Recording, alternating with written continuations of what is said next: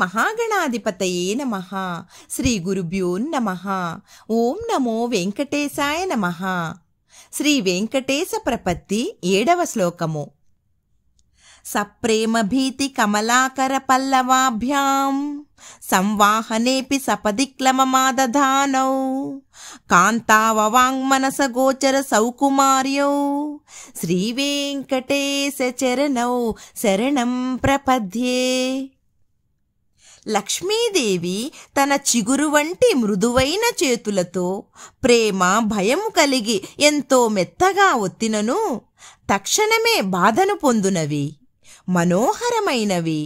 మాటల చేత మనస్సు చేత చెప్పలేనంత సుకుమారము కలిగిన శ్రీ వెంకటేశుని పాదద్వయమును శరణు పొందుచున్నాను. ఓం నమో శ్రీ వెంకటేశాయ.